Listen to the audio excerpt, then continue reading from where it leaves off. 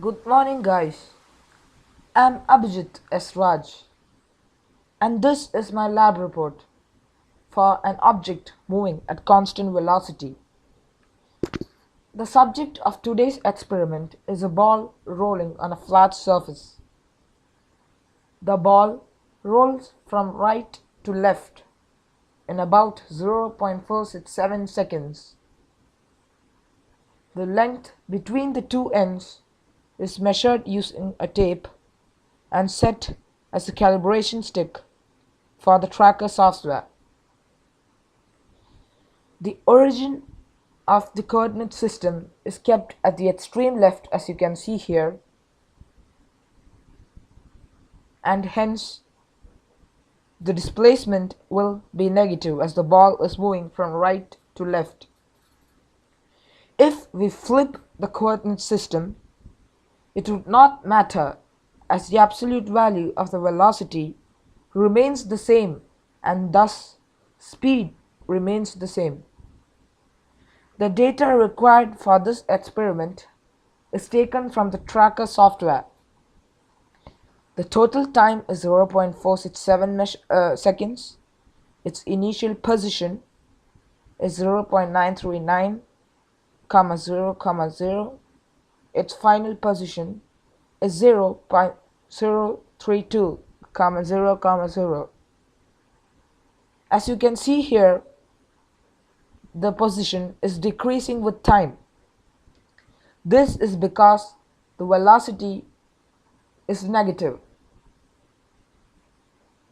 Now, to find the average velocity vector, we can do the following steps.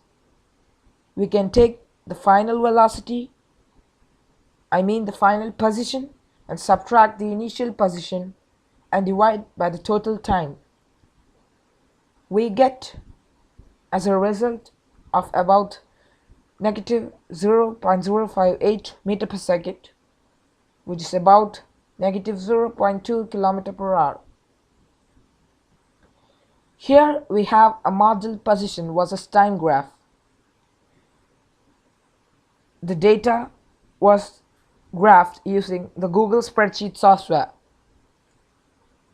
In this slide, we have an experimental position versus time graph.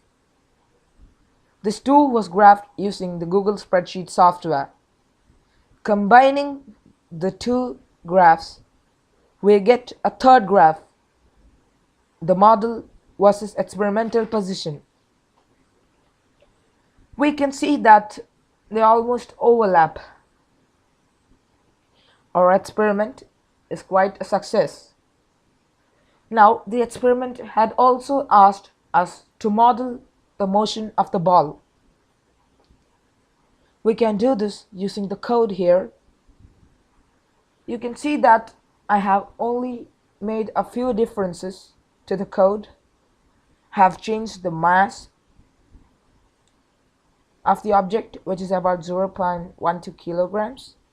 I have changed its initial position, which is this vector over here.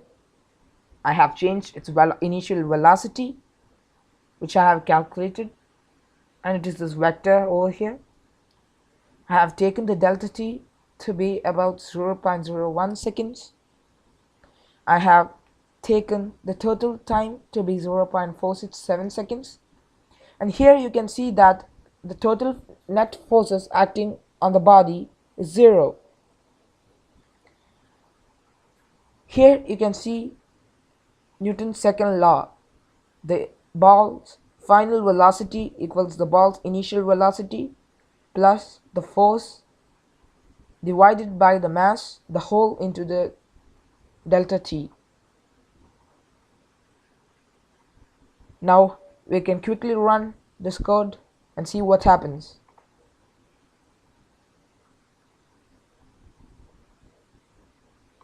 The first window shows a model of the motion of the ball.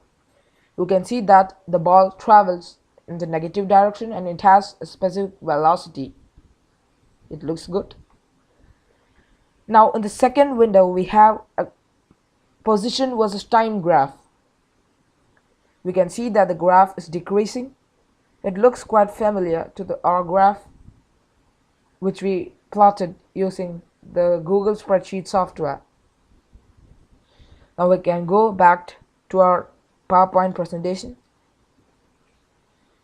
We can relate our observations to the physics concepts taught in our class.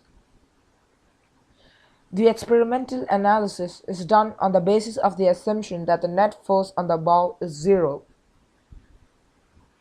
There are a lot of forces acting on the body, such as gravitational force, normal force, etc. But some will definitely not be equal to zero. But for our purposes, we will take it to be zero. As the net force is zero, the acceleration must be zero. So there is no change in velocity. This is the big result for our lab. When the forces add to zero, the initial velocity equals your final velocity. Thanks for watching, guys, and see you in the next lab.